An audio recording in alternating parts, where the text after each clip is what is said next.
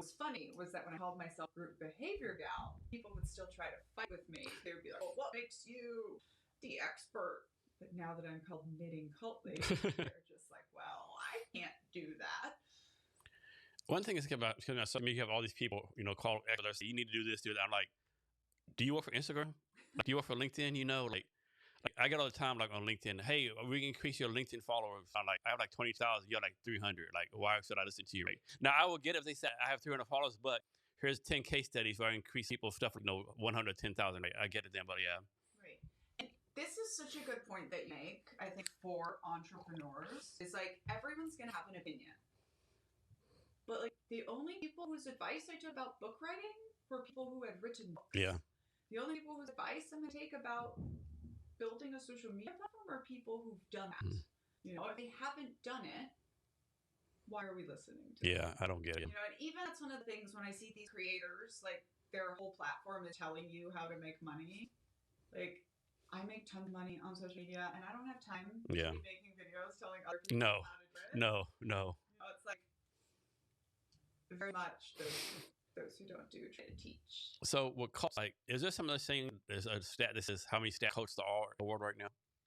No, and I don't think we'll ever have anything like that. Okay, anything out there? It was probably about a decade ago. It's estimated that there was like 10,000 just in the U.S. Okay. And we're even in more of a culty time now. But the reason I say that is because experts have also acknowledged that many forms of abusive relationships are a 1-1 cult, and that there is also single family cults. So what's the definition of a cult? All right, I have a 10-part definition, and my 10-part definition has to be a group, so it has to be at least 2 people. It has a leader. The leader can be an idea. It has a sacred assumption, which is always we are the way in some version. It has a transcendent mission. This is where I get to cults always promise space travel. It's usually usually what the mission promises you is in another life, on another planet, right? Another dimension. It's a mission that they can keep pushing you further and further. Sacrifice. Or they'll say, it happened on October 1st. October 1st comes. You've sinned against God. God is going to punish us. Exactly. They have to push it forward. Okay, so then my step 4, the cult always requires the absolute and complete self-sacrifice of the members. It's one of the reasons there's no good cults. Step 5 is isolation, but isolation doesn't just mean on a compound anymore. We see that especially with internet cults. Step 6 is they have their own language. We get that with the army. Step 7 is an us versus them mentality. Like being a cult is not just being passionate about something. You have to have something you're against, which is usually the rest of the outside world. Step 8, which I think ties very close to step 4, self-sacrifice, is exploitation of labor. That is the most important thing. Cults are about labor. They're organized crime. They're about getting your labor. That's the point of it. Are there any female cult leaders?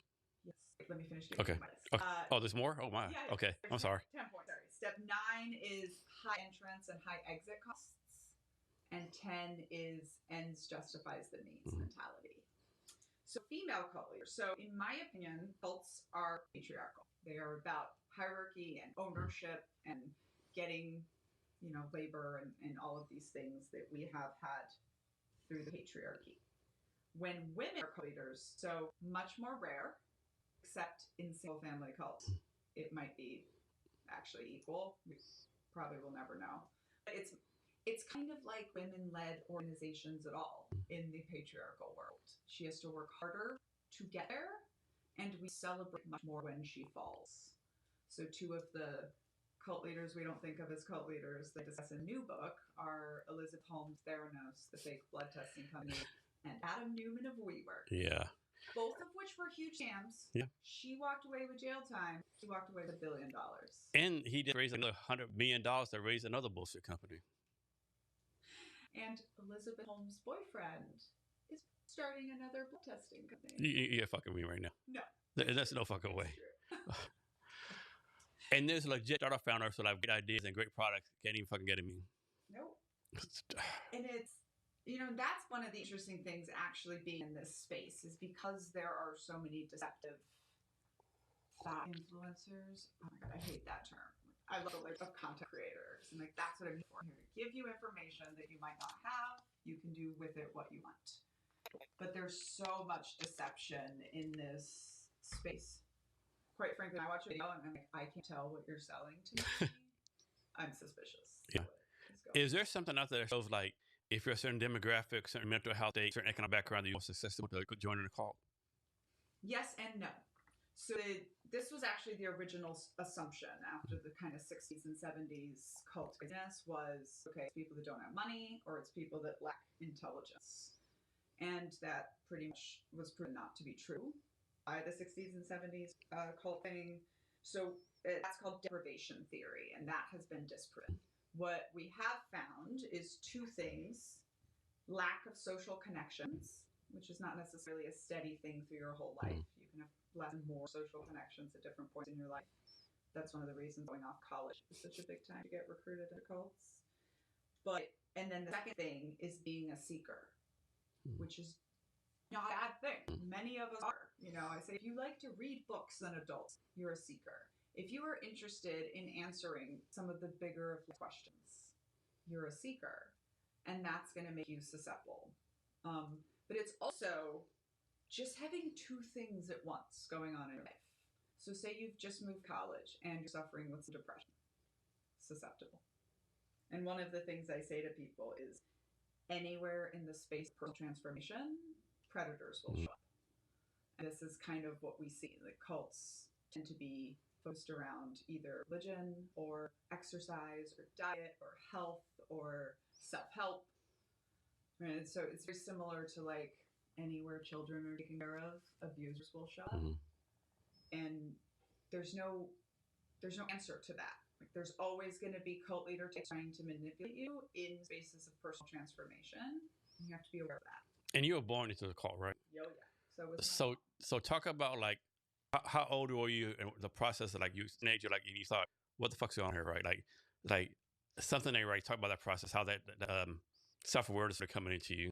Yeah, I am one of these people that believes it's actually impossible to brainwash children because brainwashing requires buy-in and like pushing yourself past logic. And young children don't have the ability to do that. And me, being neurodivergent and very questioning, I don't feel like I ever believed any of it. I always, even as a very young child, was like, what is this sickness? I need to get away. When I was 6, I had a pretty strong moment that is explained in the book where I went through some abuse that was so horrible and so prolonged that I was like, I don't care. This is God and love. I'm out of here. I remember as a child very much thinking, well, if I'm going to go to hell for not being in the family, the children of God, then hell's going to suck. But I don't want to do this. Now, so I always felt like that. Like I always felt like I wasn't a cult survivor. I was just a prisoner for 15 years. But something that is true for a lot of people who grow up in cults specifically is they realize it's not for them, but they don't realize it itself is the problem. So I had sort of my first moment was on 9/11. I was 14 years old. We had just come to the US for the first time, and I was watching live television for the first time. 9/11 was like the first time I ever saw live television on because that's how isolated we were. And our cult was treating it as almost a joyful thing. I remember you telling me that. I remember this. God's promised judgment. Yeah, I remember that. They've been told America's evil for so long. Yeah. Like, here it is. And I just remember as a teenager seeing like the carnage and the awfulness of it and being like, oh wow, are we the bad guys? Like is the children of God the bad guys? And even then, it's weird to explain, but so often you don't realize you're in a cult till after you leave. And so for me, it was just like, I'm going to leave the family. I'm going to grow up and leave the family. And that's what I said when I told my parents, I want to leave the family. That's what we called it. you could be in the family or you could be a systemite, which was everyone else. And I just was like, I'm going to school, I'm doing the thing, I need to get away. And so then it wasn't until I was 17 years old, I'd already been out for 2 years, and then our founder's son did a murder suicide. And so it was on television, and I was listening. You know, it was one of those moments where they were saying, the Children of God cult, the Children of God cult, the Children of God cult. And I literally was like, oh, I grew up in a cult. That's what's wrong with me. Do you happen to know why they picked the name Children of God? Yeah. They didn't pick it, actually. The media what started calling them the Children of God, kind of derisively, like making fun of. And then they were just like, hey, like that name. Then, much like with the Mormon Book of Mormon, so then the Children of God got too famous in these as a sex cult because they were full on religious prostitution. So then they decided to rebrand, and they changed their name to first the Family of Love, then just the Family, and then Family International. So you obviously have a lot of drive. Right? I could be wrong, but it's like the one like drive, like take away your drive, your ambition. How were you able to keep your drive ambition through those years? Just how you, just some eternity you have, or like how come they weren't able to like drive that out of you? I mean, cults love drive and ambition, hide speed people, but they just have to take it over and make it theirs, if that makes sense.